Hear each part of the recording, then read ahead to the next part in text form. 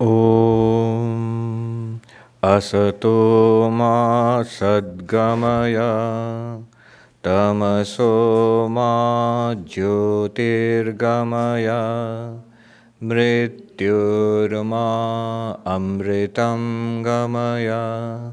Om Shanti Shanti Shanti. Om, lead us from the unreal to the real. Lead us from darkness unto light. Lead us from death to immortality. Om, peace, peace, peace.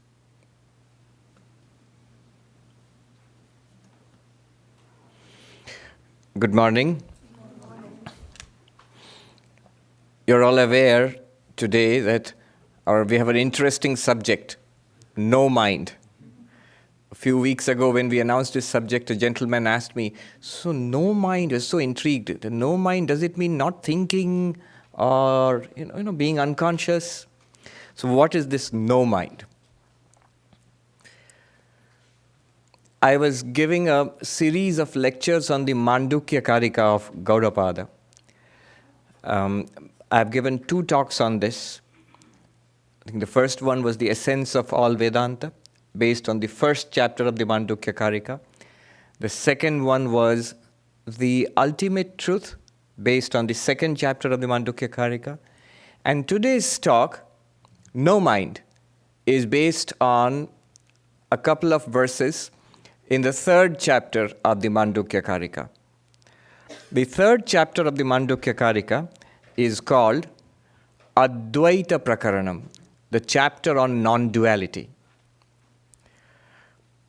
In the first chapter, the Upanishad was there, the Mandukya Upanishad.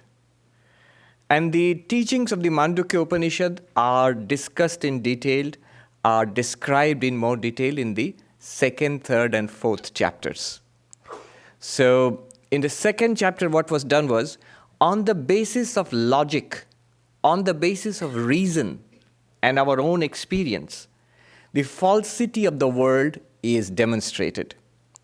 That the world, Jagat Mithya, world is supposed to be an appearance in non-dual Vedanta, that is demonstrated, that is proved using logic based on our own experience. That's the second chapter of the Mandukya Karika. The third chapter of the Mandukya Karika is, the world is an appearance, but an appearance of what? What is it that is appearing as the world? The classic example in Vedanta, the rope appearing as the snake. All right, the snake is false, there's no real snake, but then what is it that is appearing as the false snake? It's the rope which is appearing as the false snake. What is it that is appearing as this false world, illusory world?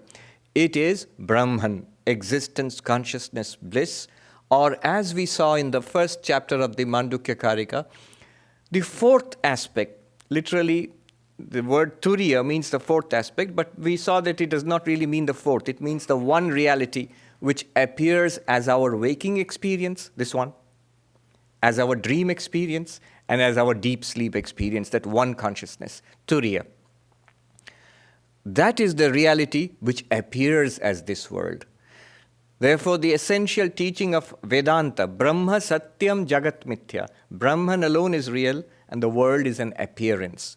And what are we? Real or appearance? We are none other than Brahman, Jiva Brahmaiva Naparaha. This thing is talked about and demonstrated in the third chapter called Advaita Prakaranam, the chapter on non-duality. And this is demonstrated with the help of reason. In the third chapter, Gaudapada tells us samsara, this problem which we have, samsara, this is duality. Duality causes samsara. And moksha, freedom, non-duality is freedom. So Advaita is moksha and Dvaita is samsara. You might say that seems unfair. Why would Dvaita be samsara, duality be samsara, in what sense? But just look at our own experience. we have duality. By the way, when Dvaita or duality, when we talk about it in Vedanta, what it means is this subject-object duality, which is the very basis of our experience of this world. I am a limited being separate from all of you. This feeling, which we naturally take for granted, I am separate from all of you. You are different, I am different. This difference, this is the duality, subject-object duality. I am the experiencer and all of this is something separate from me. This subject-object duality is at the root of samsara. Take our experience. We can just look at our experience. In the waking world, is this subject-object duality there right now? Yes, we experience it. And there is samsara. There are things which we like and we are chasing it. There are things which we are scared of, afraid of, uneasy about. We try to avoid it. And thus it gives rise to strife and struggle, what we call samsara. Constant change, aging and decay and death, and probably rebirth again. So this is what we call samsara. And this goes on. This is our waking experience. Look at our dream experience. In dreams, do we have this duality, Dvaita? Yes. In dreams also. We have good dreams and bad dreams, but everywhere we also have that subject-object experience. I am experiencing something. Though later on when you wake up, you realize it was all in my mind. But in the dream, we don't feel that. In the dream, we feel, I am the experiencer and this is something that I'm experiencing. The duality, subject-object duality is there. Dvaita is there. And so samsara is also there. What about deep sleep? When we completely fall asleep and we are not aware of the world, we do not dream dreams in our mind, we are not even aware of ourselves as sleeping. Deep sleep, is there samsara? We do not experience samsara in deep sleep. I sometimes say, the person with the greatest problems in the world, suppose person is sick and maybe dying and on life support in Mount Sinai or something like that, terrible condition, and insurance is not willing to pay up also. So all sorts of problems, terrible problems. And yet, when that person goes to sleep, falls asleep, deep sleep, that person has no problem. Yeah. In deep sleep, even the sickest person on life support in Mount Sinai has absolutely no problem. So samsara, the sufferings of samsara are not there in deep sleep.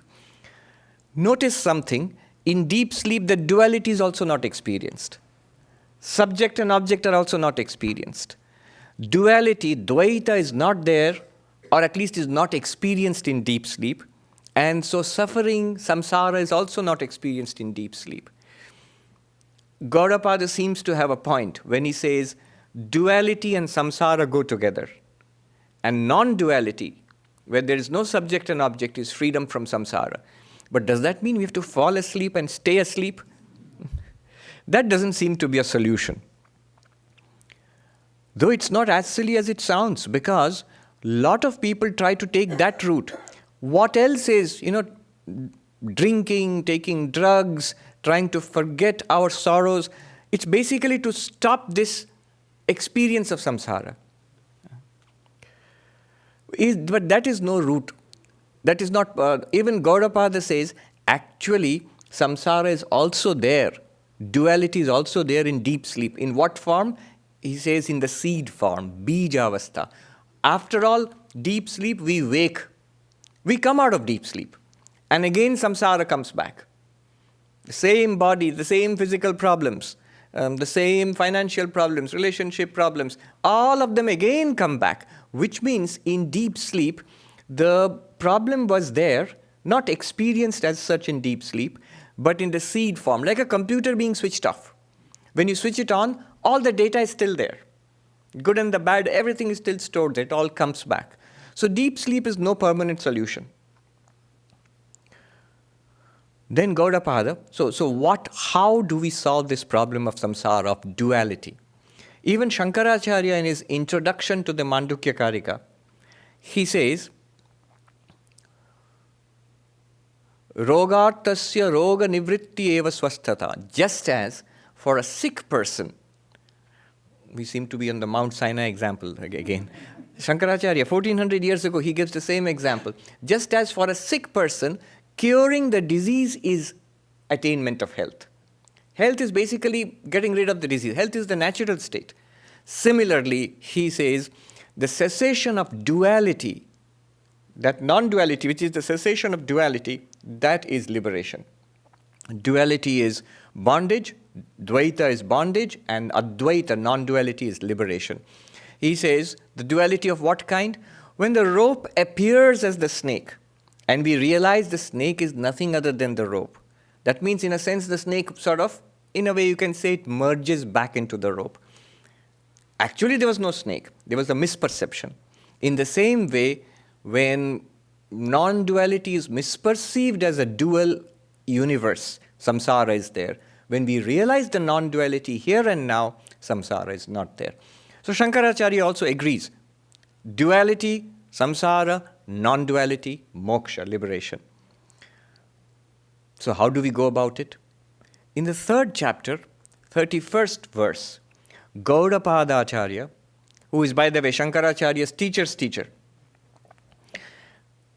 When you study the Mandukya Karika and you study Shankaracharya's works, you seem to see, quite naturally, a change in the tone.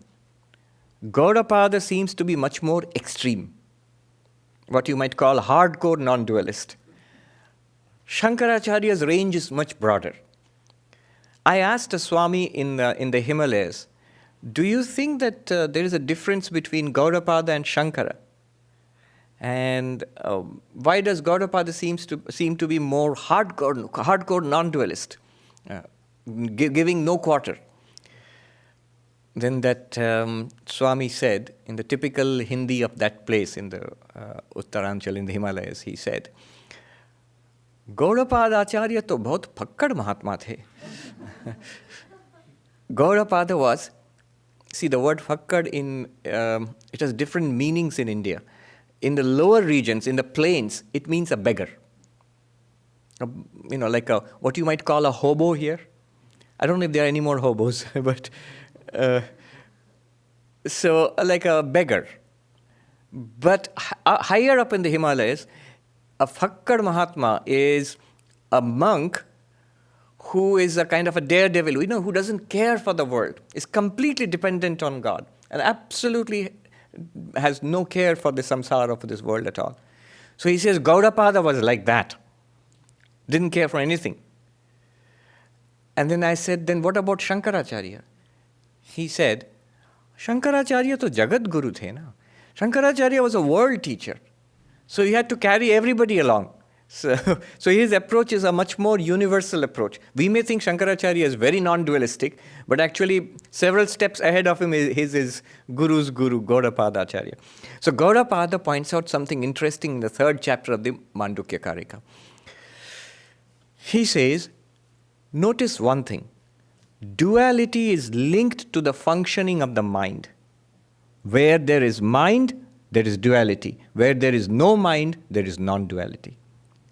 There's a beautiful verse. He says, Mano drishyam idam dvaitam yat kinchit sacharacharam manaso hyamani bhave dvaitam naivopalabhyate.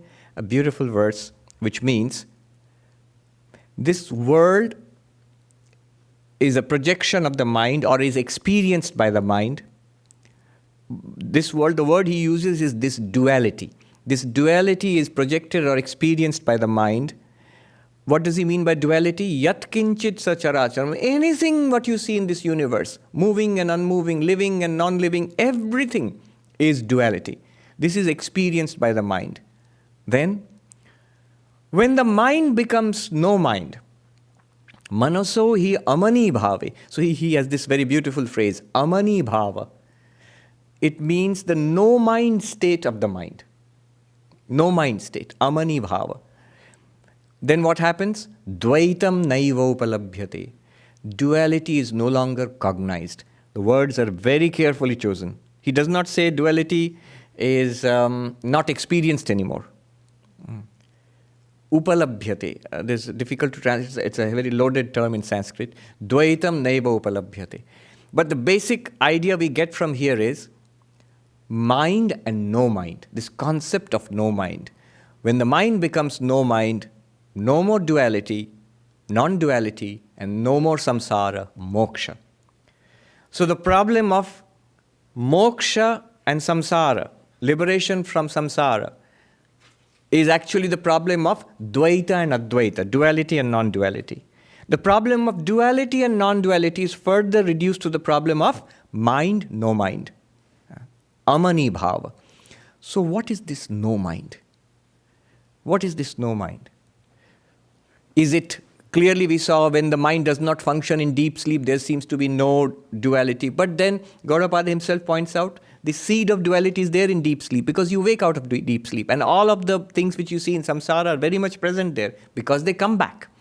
If they didn't, every morning you would wake up fresh, completely blank, hard disk wiped out. Yeah. There was a cinema about this, Hollywood. I didn't see it, but I had read the review about it. That really struck me many, many years ago. It is called the Eternal Sunshine of the Spotless Mind. The eternal sunshine of the spotless mind, of a person who forgets everything and then wakes up fresh. So that would, but that does not happen. Every day we wake up with all the knowledge of the past. So the seed of the waking samsara is there in deep sleep. Deep sleep is not a solution. Then what is a solution? What about meditation, samadhi? The path of samadhi, the yogis, the Patanjali yogis, Raja yogis, what they do is, they say, yes, this samsara has to be wiped out. How does it have to be wiped out? When the mind is no mind, when you meditate, and all the modifications of the mind settle down, the world will not be perceived. There's a very important principle to grasp here. This is not what Gaudapada says. We are going to cut this down. But there's a very important principle to grasp here, which is very practical for our lives. I'll tell you something. Spirituality or no spirituality, yoga or no yoga, Vedanta or no Vedanta, all the samsara that you and I, what we experience, what we are experiencing right now, we are experiencing in our minds. Do you agree? Well, you've read too much Vedanta, that's why you agree so. But think about it. Every experience that you have from the beginning till now, and whatever experience we will have from now on, all our experiences are experiences in the mind. Without mind, no experience. You will say, no, there are things outside and we are experiencing them. Actually, what is happening is, when you look at the flowers there, what is happening is light falls on those flowers, and the light is reflected back to your eyes. It enters your eyes, and in the lens of the eyes, an image is formed. And see, already at this stage, what has entered into your eyes is light, not the flower. If the flower entered your eyes, then you would be blind. What enters our eyes are not people and flowers and trees and cars. No. That would be a disaster. Only thing that enters our eyes is light. And then what happens? The light, it forms an image there, and then the image is, from there it is transferred to not light, electrical impulses in the neurons. There are neurochemicals which are working, and they generate little bursts of electricity between the synapses of the neurons, and that is transmitted from the optic nerves to the certain centers in the brain. So when it reaches the brain, no flower, not even light, not even an image, bursts, tiny, tiny bursts of electricity. That's what reaches the brain. And somehow from that, how we don't know. Neuroscientists also don't know. Just up to that point, they are beginning to understand a lot. But from that point onwards, it still is a mystery. How is that little bit of electricity reconstituted back into the living experience of a flower? Where? In your mind. So far, nobody in the world will dispute it. Even the most hardcore materialist, reductionist will say, yes, this is what is happening. We can't dispute that. Nobody says that actually a flower enters into your mind there. No. It is presented to your mind, to your consciousness, as this flower. So this flower which you are seeing right now, you're seeing it in your mind. This flower is nothing but your mind, vritti, a thought in your mind. All of samsara, your most beloved person, the most annoying person you know, the best of experiences, the most miserable of experiences, all of them are in your mind. You say, no, they are outside and they are being represented in your mind. All right, that's a particular point, philosophical point of view. Representationism. That is one kind of philosophical point of view. But nobody will deny what you are experiencing in the mind. So what is the great secret that we can learn from this? Again, not our main subject today, but worthwhile learning this. Therefore, the quality of our experience depends on the mind, not really on the world outside. Our natural reaction, our natural way of trying to make our lives better is to trying to change the objective, things outside. A wiser person tries to change the subjective. Our whole perception of things and the way we understand and react to things inside the mind. One of the most beautiful things I've heard comes from a monk in the Himalayas who said, I'll tell you in Hindi and then translate into English. Shant man mein bhala sansar kaun dekha hai? Whoever has seen samsara in a peaceful mind. What is the great thing about this? Normally we think just the opposite. My mind is restless because samsara makes me restless. This monk says, you have samsara because your mind is restless. If your mind were peaceful, in the same situation, a person with peaceful mind will experience at least less suffering. Not that everything will go away, but suffering will definitely be less. Good deal of our suffering is our own contribution of our own minds. Again, I'm going a little off track, but it's worth mentioning here. A few years back, I attended a medical conference, not as a doctor, but I was invited to speak. The conference was on pain, and management of pain. And one of the sessions was talk therapies, so counseling for pain management. And there were different people giving talks, counselors, doctors, patients suffering from chronic pain, so on. One of the doctors said something very interesting. He said, I'll let you into a dirty secret of the pharmaceutical industry. The painkillers, he said, some multi-billion-dollar worldwide industry, painkillers. He says the effectiveness is less than 50%.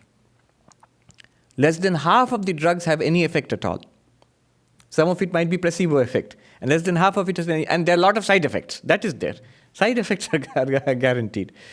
And then he drew 3 circles. Pain. Big circle. This is for chronic pain. Continuously people who have different kinds of back pain, things like that. So big circle, inner circle, and the smaller circle inside. He said the smaller circle is the actual physical pain felt.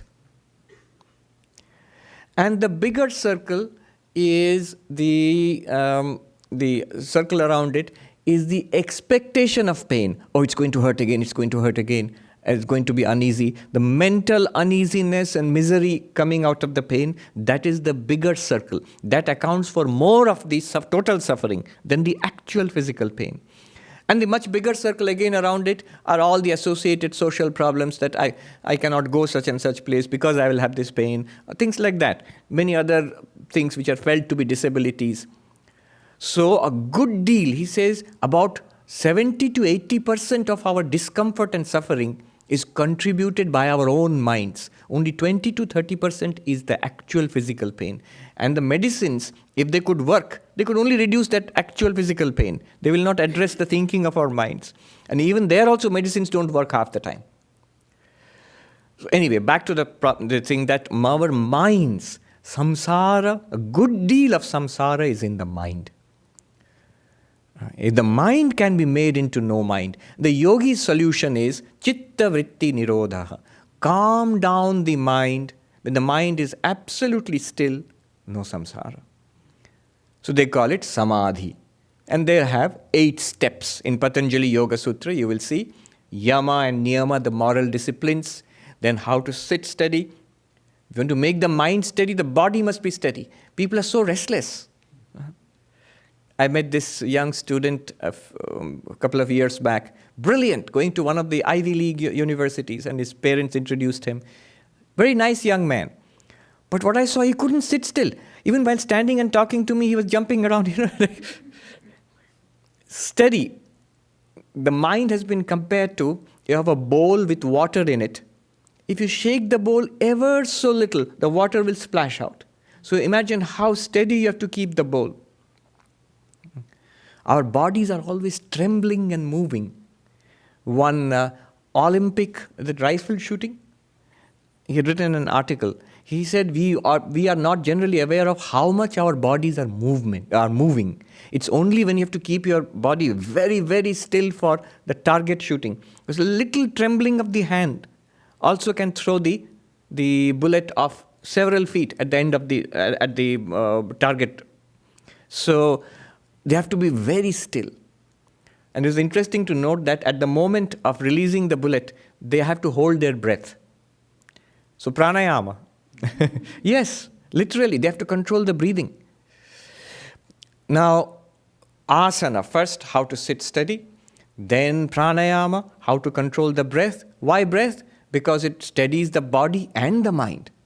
The breath is the link between, it's a subtle link between body and mind, the breath. So control of the breath, then pratyahara, withdrawing the senses from the world outside, from their engagement in the world outside. Then dharana, dhyana, samadhi, deeper and deeper focus. First there is savikalpa samadhi, or in yoga system, sampragyata samadhi. And then finally, nirvikalpa samadhi or asampragyata samadhi, when the mind is absolutely still. What do you get out of it? When the mind is absolutely still, they say, you see the witness, the real self beyond the mind becomes clear. So that's the yogi's approach. Shut down the mind. That's the yogi's approach. Gaudapada does not agree. No mind is not thinking. No mind is not shutting down the mind. No mind is not being inactive. What is no mind then? Amani bhava, no mind, basically means managing the mind, spiritualizing the mind. This is the central question of spiritual life. Whether you are a devotee, whether you are on the path of knowledge, whether you are a Buddhist, whether you are a meditator, whatever it is, ultimately, whatever the philosophy, it comes down, the practical thing comes down to handling the mind. Therefore, you will see this question, what we are talking about today, no mind. This question was actually asked to Sri Ramakrishna by Master Mahashaya, M. We don't think about it that way because the Gospel of Ramakrishna is written in such a simple language. But the tremendous depth in that, I'll tell you what M asked. The very first question that M asked in his second visit. The first visit, there was no chance of deep discussion. The first real discussion that M had with Sri Ramakrishna, and the very first question he asked, which shows the caliber of the mind. Our questions show a caliber of our own minds. I heard about a university where the examinations are, not that the questions are asked and you have to answer the questions. Rather, you are asked to formulate the best possible question you can. And you're graded on the toughest questions that you can formulate. And the students say it's actually much harder to formulate a difficult problem than to solve a problem. So M, he asks he asks two questions. And I think they are the fundamental questions of spiritual life. The first question is what we are dealing with today, no mind. You know what he asks Sri Ramakrishna? He says in Bengali, Ishware mon ki kore hai? How can I fix my mind on God?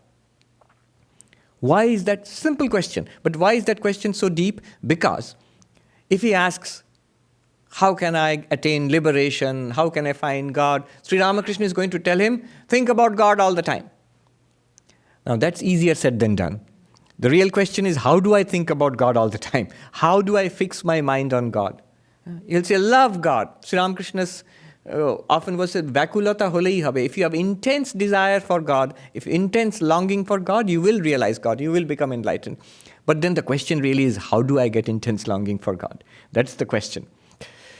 So M is so intelligent, sensitive. He asks that question first. Not how I will realize God. How can I fix my mind on God? He asks that question. That's the first question. Sri Ramakrishna's answer, 3 sentences. He covers the entire range of spiritual practice. Simple sentences. He says, sing the glories of God, take the names of God. Ishwara Nam Gun Gan Korbe. Bhakti Yoga, the path of bhakti. In one sentence. Then he says, Dhyan Korbe Mone Bone Kone. Meditate. Meditate how? Where? Meditate in your mind, meditate in a corner, meditate in the forest. Which he means in a secluded location. You can't get you can get Central Park here, of course, but not very good for meditation. I tried it. It's actually easier to meditate in this hall here than in Central Park. There's something about the tanmatra, the underlying vibration there. Though it's very beautiful. So meditate in the forest, meditate in or a secluded place or ashram, wherever in the mountains, and meditate in the mind. Meditate in a corner of your house, wherever you are. Basically, Raja Yoga, the path of meditation. He indicated it. And the third one is what interests us, what would make Gaudapada perk up his ears. He says, always do viveka, the philosophical, spiritual discrimination, viveka. We'll talk about this later on. Always do viveka between the eternal and the non-eternal. And what you find to be non-eternal, temporary and transient, have vairagya for it. Dispassion for it. Follow the eternal, give up the non-eternal. So 3 sentences. Bhakti Yoga, Raja Yoga, Jnana Yoga. You see the essence, he has indicated. And in such simple language, in most ordinary Bengali, you'll think that I knew that. It is nothing very great about it. But he has given you just hold on to that, you will realize God. That's just enough. Exactly what M asked, that is the answer he has given. What is no mind? The yogi says no mind is samadhi, shutting down the mind. What does Gaudapada say? The next verse. The verse I just quoted was 3.31. 3rd chapter, 31st verse. Now 3rd chapter, 32nd verse. Next verse tells us what is Gaudapada's advice about no mind. Atma satyanubodhena na sankalpayate yada amanastam tadayati grahya bhave tadagraham. What does it mean? When you realize yourself, the Atman, as existence, consciousness, bliss, as Brahman, then the mind, there will be no more desiring, reaching out, grasping in the mind anymore. When the mind finds nothing out there to grasp, then it becomes a non-grasping mind, agraham. That is no mind. Then the mind becomes no mind. What does it mean? Let me repeat a story, but it's very relevant here. I have already told you the story, the Princess of Kashi. Many of you have heard it, but it's very relevant here. The story goes that there was a prince, there was a kingdom in ancient India where in the court a play was staged. And in the play, one of the roles was the role of a little girl who was the Princess of Kashi. Kashi, Benares, that was a big city in ancient India. Now, they couldn't find a little girl to play the role, so the queen said, the prince can be dressed up. The prince was a little boy at that time, 5 years old, so he can be dressed up as a girl, as a princess, and he can be the Princess of Kashi. So they dressed up the prince as a princess, and the play was staged. And the boy looked so cute, the queen said, make a painting. Today it would be so easy, just click. But selfie or something. But make a painting. And the court painter made a painting, a portrait of the boy dressed as the Princess of Kashi. And he titled it, named it The Princess of Kashi, dated it, and so on and so forth. 15 years passed. The prince was quite grown up, 20 years old now, doing all kinds of princely things. And then one day he was exploring the palace, and he goes into one of the old storage rooms underground, and he looks around the old stuff, and he discovers this old painting, wipes the dust off it, and sees the Princess of Kashi, and says, oh, she's about my age. Look at the date. So she must be as old as me. And he falls in love with her. And he says, this is the princess I want to marry. Unless I marry this princess, I will never be happy in life again. A royal wedding recently. But he's shy. He can't tell his mother or his father, the king or the queen. And they notice something is wrong with their son because he is moping and he doesn't seem to be interested in anything anymore. Finally, a wise minister goes and asks him, what ails you, prince? You can confide in me. And the prince says, well, what can I tell you? I am in love. Very good. Who is she? Oh, she's the Princess of Kashi. Good, a princess. Perfect. That's very good. Where did you meet her? I haven't met her. I've seen her picture. A picture. Very good. Well, where is the picture? Well, it's down there. It's I'll show you. It's an old picture. It was painted when she was 5 years old. The date says many years ago, 15 years ago. Then the minister says, wait a minute, old picture and the Princess of Kashi. Can you take me to that picture? And the prince takes him down into that cellar and shows him the painting. And the minister sees that and tells the prince, you need to sit down for this. That is not the Princess of Kashi. So whoever she is, I'll marry her. No, prince. Many years ago, there was this drama staged. A play was staged in the court, and we needed to have a person who would play the Princess of Kashi, and we found you to be the perfect one to play the Princess of Kashi, so you are that thou art. Tattvamasi.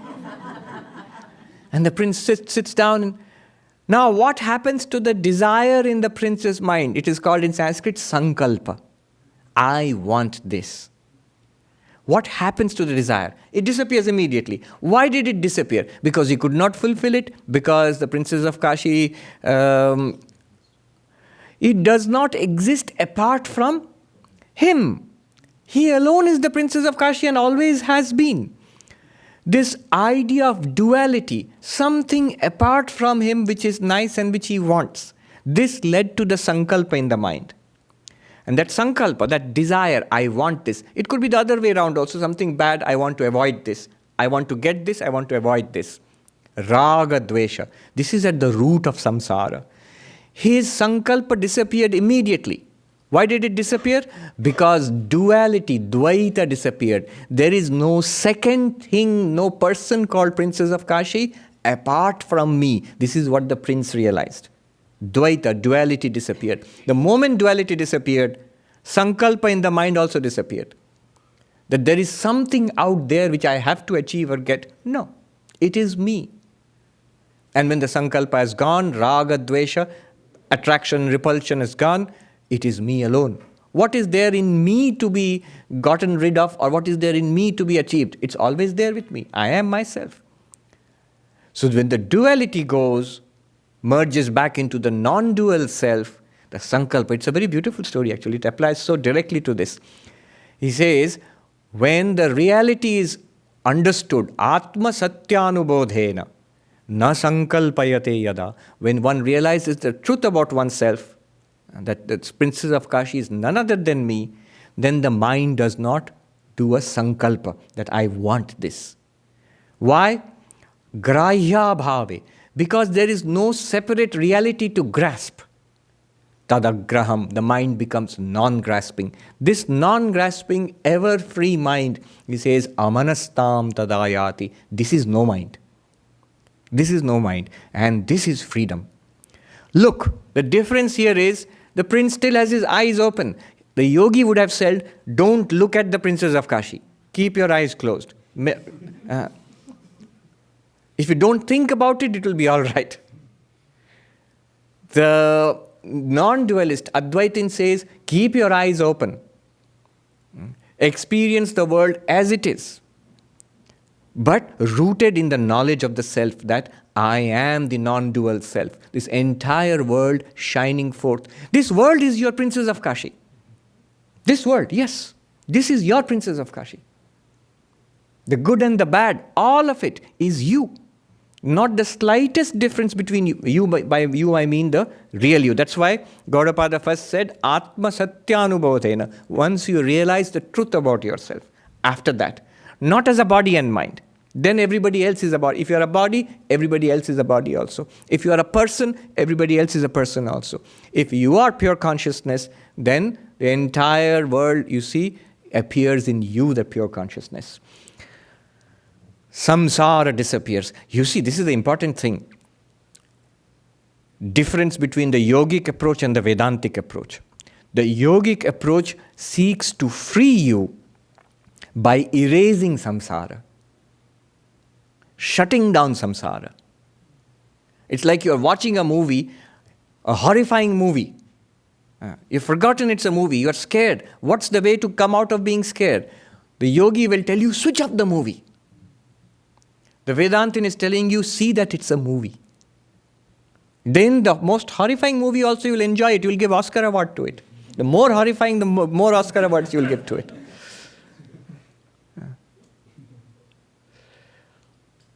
Atma Satyanubodhena. Samsara goes away. One Swami said, very interestingly, that Advaita bhala व्यवहार मिटाने के लिए नहीं. Non-duality, Advaita, is not meant for wiping out your activities in this world or for destroying your life in this world. Oh no. Then what is an Advaita? What does it do? In Hindi he said, Advaita आपको व्यवहार में निर्बाध बना देता है. Makes you absolutely limitless and freeless and limitless and free. Limitless and free in your life. Right now we are limited. I am different from you. This is limit. My life is limited. I was born in such and such time. I'm going to die after some time. My capacities are limited. I'm a tiny being in the vastness of time and space. What Advaita does is, it shows you the entire vastness of time and space is nothing other than you. You are the infinite consciousness in which the entire universe appears. How does it do that? How does it do that? How can you see God with eyes open? Kabir, he says, Khule nain dekhu sahab ko. I shall see my Lord, my beloved Lord, with open eyes, not just in meditation, with open eyes. Sri Ramakrishna says, Chok bando kurli tini achin, chok khulle tini nahi. You can see God only with closed eyes. You cannot see God with open eyes. What kind of God it is? That if just closing the eyelids, then only God is there. If you open your eyelids, God goes away. It's a very weak kind of God. Can't you see God with open eyes? This seeing God with open eyes, which Sri Ramakrishna talks about, this seeing, Sahab ko dekho khule nayan, with open eyes do I behold my beloved. That is Kabir. Just by the way, next week, on Friday, at 7:30 to 8:30, we have a wonderful event. Prahlad Singh Tipania, if you look him up on YouTube, he's a new sensation, I think, in India, who sings Kabir bhajans. A very natural, very spiritual man. With his team, he's going to come here for 1 hour. He's going to perform, and there's going to be a professor from, she's from the Harvard Divinity School. She's going to help us with the translations and guide us through it. So, very wonderful event. Same Kabir. So, how do we do that? The answer is, Gaudapada says, Viveka. What is Viveka? Look at the answer given by the yogi. The yogi says Samadhi. The Advaita, non-dualist, says Viveka. This spiritual discrimination, Sri Ramakrishna said, always discriminate, separate the eternal and the non-eternal. How do you do that? Gaudapada says, even the name Vivekananda, that comes from that, Viveka. Viveka is the peculiar method of non-dualism. There is a beautiful verse to Vivekananda, which goes this way. Anitya drishyeshu vivichya nityam tasmin samadhatta ihasma leelaya viveka vairagya vishuddha chittam yoso viveki tamaham namami. I salute that Viveki, the one who has Viveka. You see, the word Viveka is common in Indian languages, in Bengali or Hindi. There it means conscience. That which inside, the voice inside which tells us what is right and wrong. But there is a deeper philosophical, spiritual meaning to Viveka which you find in Vedanta. It is related. Conscience basically helps you to separate right from wrong. This separation, this philosophical separation in your understanding, in your grasping, that is done in Vedanta. What is Viveka in Vedanta? In that verse to Vivekananda it is said, Anitya drishyeshu, in this spectacle of ever-changing, temporary, transient world in life, Anitya, all transient. Drishya means experienced objects, this experienced life. In the midst of this, while experiencing this, he was able to discern the eternal. Here itself, Anitya drishyeshu vivichya nityam. He was able to separate Viveka. Separate how? Not physically, not with pincers or forceps. In your understanding, he was able to note, recognize in this very experience, in our experience of life, the eternal consciousness, existence, consciousness, bliss. How? You will ask. We want to know how to do that. I'm coming to that, don't worry. Wait just a minute. Let me finish the translation of that verse. And having separated in his understanding, what did he do? Tasmin samadhatta. His mind became absolutely absorbed in that. Samadhista. Became absorbed in the non-dual reality. With great difficulty? With tremendous effort? No. Ihasma lilaya, like play, like child's play. Why is it so difficult for us, and why was it like child's play for Vivekananda? The next line says, Viveka vairagya vishuddha chittam. The mind which is purified, prepared by Viveka, this philosophical insight, and Vairagya, dispassion. Go back to what Sri Ramakrishna said. Continuously discriminate between the eternal and the non-eternal and have Vairagya for the non-eternal. So that is where the shoe pinches for most of us. Even the understanding is not so difficult. But then letting go is a little difficult. Mentally again, letting go. So how do we do that? Where the name Vivekananda comes from. How do we practice this Vairagya? How do we see the eternal in this non-eternal? Gaudapada says, and that is the teaching of the Mandukya Upanishad. Look at our lives.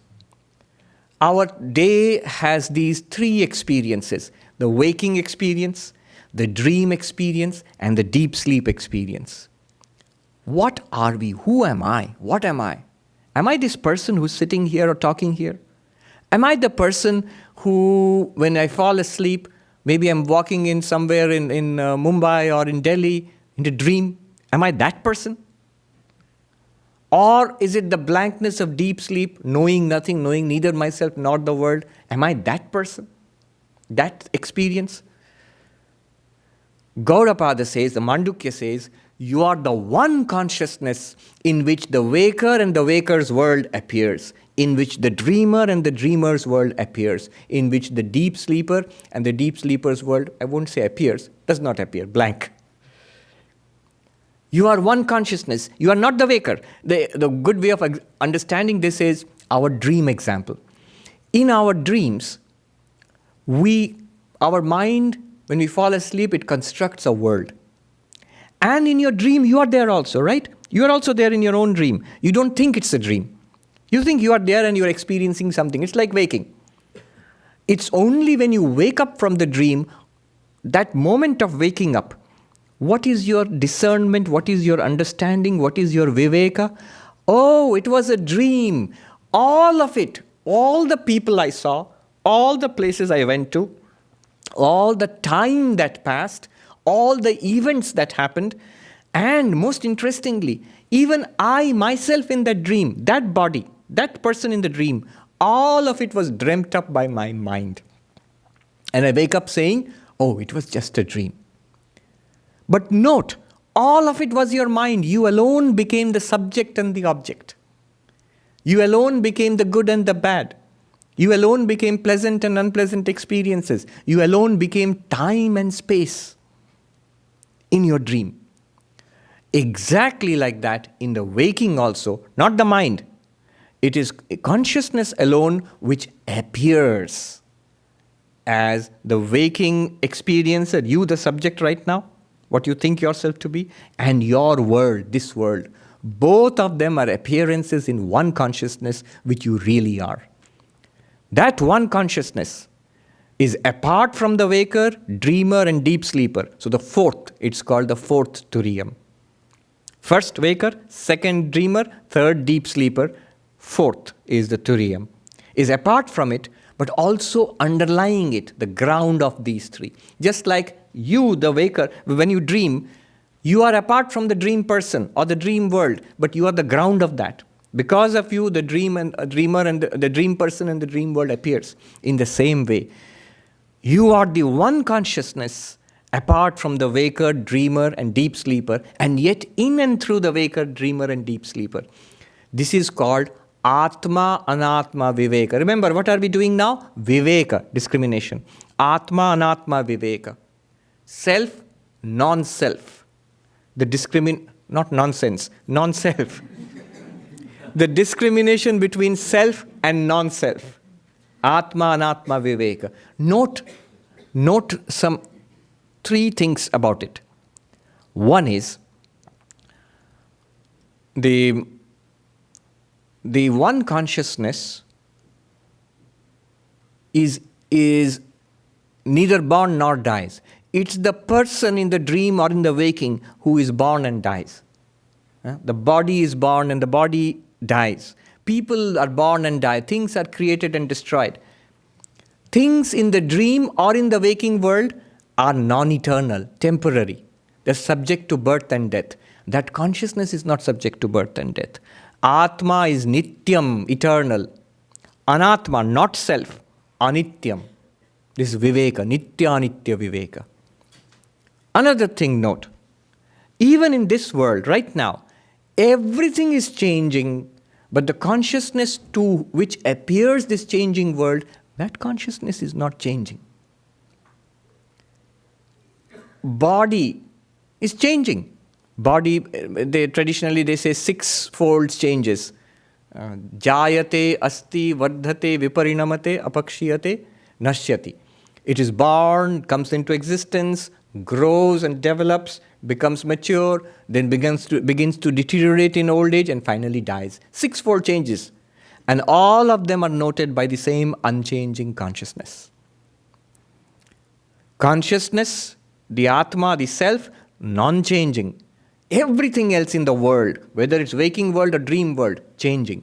Deep sleep world, in the deep sleep no change is noted, but the deep sleep state itself changes into the waking and dreaming. So, Atma, nirvikara. Nirvikara means unchanging. Anatma, savikara. It changes. Whether it's the waking world, dream world, or deep sleep. Note one more thing, another point. This is the deeper point. The Turiyam, the pure consciousness, and the waker, dreamer, deep sleeper, are they different? They're actually not different. You, the person in your dream, and you, the person who's dreaming, are the two of you different? No. You, the dreamer, when you are sleeping in your bed and dreaming, you yourself have become the person in your dream, right? That person in the dream is not different from you. You exist without that person in the dream. Because you were there before the dream started, you are there when the dream is there because you are dreaming it, and you will be there when the dream ends, when you wake up. But that person in the dream cannot exist without you. As long as you dream, you, the person in the dream, you will be there. When you do not dream, that person is not there anymore. So, what is the point here? Atma satyam anatma mithya. Very important point. You, the pure consciousness, the witness consciousness, you are the reality, and the waker, dreamer, deep sleeper are the appearances. Just as the person in your dream is your appearance in the dream. Like a role an actor plays on stage. So, all of this, the waker, dreamer, and deep sleeper, and the waker's world, dreamer's world, and the deep sleep darkness, they are all appearances of you, the one consciousness. That one consciousness, the Atma, Satyam, it is the truth, it is the reality. The rest, the other three are appearances. Shankaracharya, in his invocatory verses on the commentary to Mandukya Upanishad, he says, Maya Sankhya Turiyam, a very evocative phrase. The real Atman, Satchidananda, you are called the fourth only when you count through Maya. When you count 1, 2, 3, these 3 steps you count are false. They are not really there. Only with respect to waker, dreamer, deep sleeper are you the fourth. But really speaking, you are the one. Those 3 are your appearances. Atma Satyam, Anatma Mithya. The self is real. The non-self is an appearance. Put it all together. Atma, Anatma, Viveka. Number 1. Atma is Nityam, eternal, and the Anatma is non-eternal. Number 2. Number 3 is Atma is unchanging, Anatma ever-changing. Number 4 is that Atma is Satyam, Anatma Mithya. Put them all together, what you will get is this. If the Anatma is Mithya, can you really count it? It's like an example I gave. If I eat a cookie and then I like it, and at night I dream about eating 3 more cookies. In the morning, will I say I've eaten 4 cookies? I can't say that. I cannot count the dream cookies. It works the other way also. You earn a lot of money, you get a lot of money in your dream and win the lottery, and you're counting the dollar bills. That counting is of no good when you wake up. You can't take that money to the bank. No. But you don't have to pay taxes on it also. That's also there. So,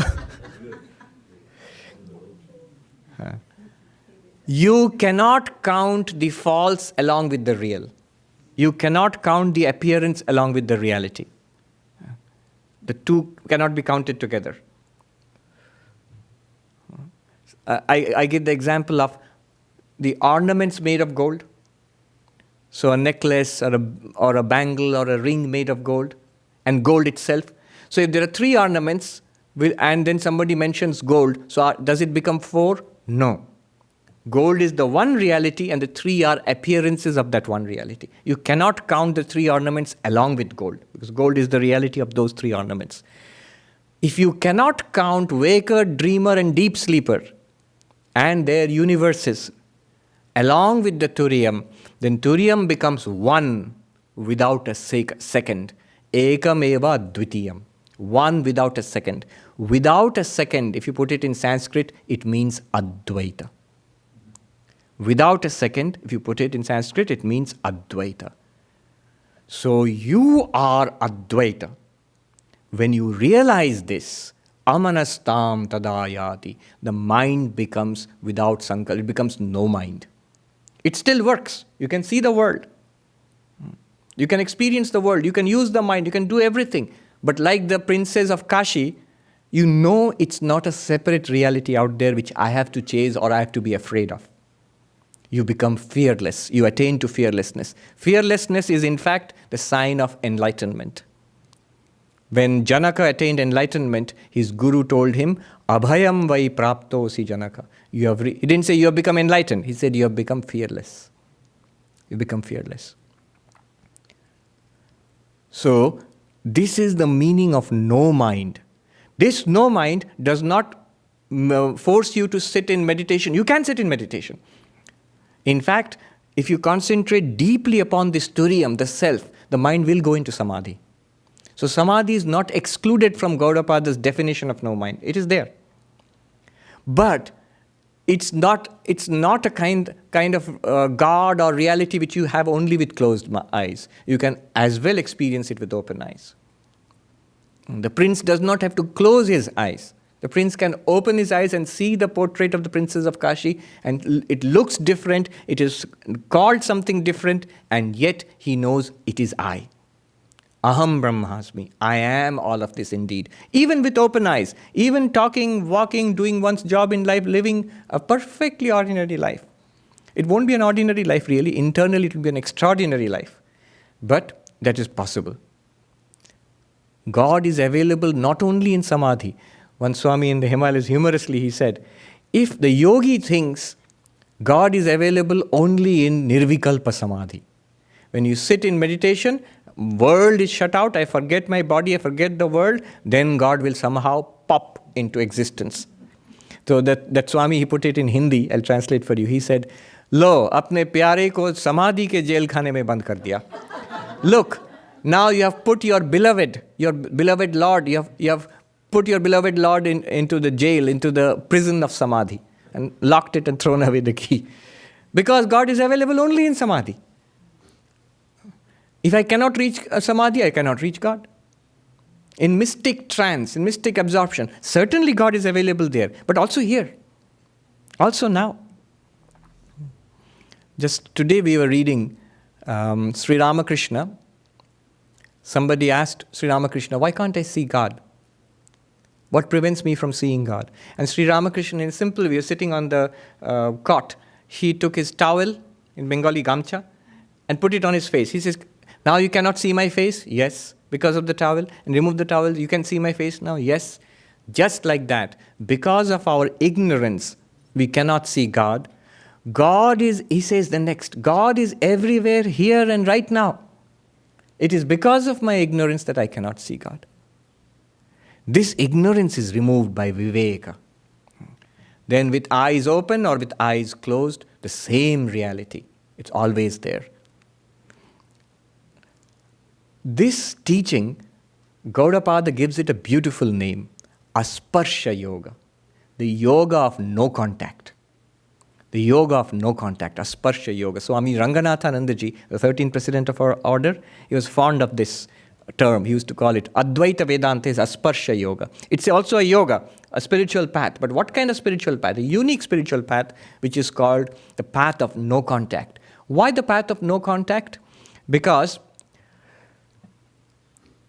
you see, Brahman and the world are not enemies. The real and the false are not enemies. You might think that reality and falsity are enemies. No. What is an enemy of falsity is the knowledge of reality. You see, the false snake and the real rope are not enemies. They are not contradictory. It is because of the real rope that we can mistake it and see it as a snake.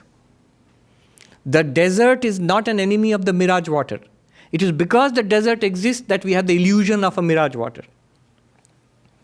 What contradicts the mirage, the water in the mirage, or what contradicts the false snake? Our knowledge that it is a rope, our knowledge that it's a mirage, it's not really water. That contradicts. So knowledge of reality is the enemy of falsity. But reality as such is not the enemy of falsity. In fact, reality is very kind. It tells falsity, you come and settle down here, I have no problem. Make your house here. After all, if it is true that Vedanta is at all true, then we are Brahman when? Now. So after realization certainly, but before realization you are not Brahman, you are Brahman right now. What is this world? It is Brahman, it is the absolute right now. But there is nowhere, we have no idea about the absolute. Brahman, the absolute right now, is the ground of the appearance of this world. This world appearance has no enmity with Brahman. It is because of Brahman that this world is appearing. It is because of Brahman that we have samsara. The knowledge of Brahman is the enemy of samsara. Brahma Jnana is the enemy of samsara, not Brahman itself. Brahman itself has no enmity with samsara. Why? Because there is no real contact between Brahman and samsara. Samsara cannot disturb Brahman. Samsara cannot harm Brahman. The rope, the false snake, cannot harm the rope. Does the rope become poisonous because of the false snake? No. Shankaracharya says, the water in the mirage, in Sanskrit, Marumarichika, the water in the mirage, all the water in the mirage is not sufficient to wet even a single grain of sand in the desert. Right? Because it's not really there. So the appearance, the false world cannot do any harm to you, the real you. Because there is no point of contact between reality and falsity. Because reality is all that exists.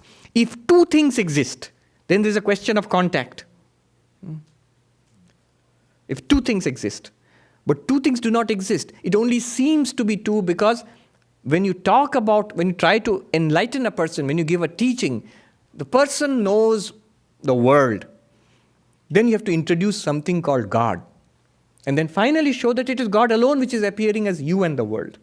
But first it seems there are two things now, world and God. Person knows, I am body and mind. Then you have to introduce something called Atma, self. Then the person thinks, okay, this is not the self, there is something called the self. But after enlightenment, that self alone appears as body and mind. Don't you alone appear as the dreamer's body and the dream person in the dream? All of that is you alone. So it is actually one reality. And the feeling of two, it is an in-between interim stage. The example which I gave about the pot and the clay and the pot. First there is a pot. And then we are told that the constituent of this pot is clay. There is a material cause of this pot, and that is called clay. At this point, you will start thinking there are two things. There is a pot and there is clay. Then you examine the pot and you find top to bottom, inside, outside, it's all clay. In fact, you are hard-pressed to find anything called pot. Because every real thing there is clay. Every bit of it is clay. There is no such separate thing as pot. And finally you realize it is clay and clay alone. Pot is a name, it's a form, it's a particular use, nama rupa vyavahara. The real problem comes if you stop halfway. If you're told, here is a pot, and there's a reality called clay, then you start thinking, okay, there's a pot and clay. Then you are in trouble. Alan Watts calls it, the clay pot theory becomes the crackpot theory. Why? If you stop at this point, what happens is, then you are all the time searching for some God somewhere, which is the cause of this universe. Or when you look inside, like the Hindu dualists, the Nayayikas do, body, mind, and some self, some Atma is there separately. You keep searching.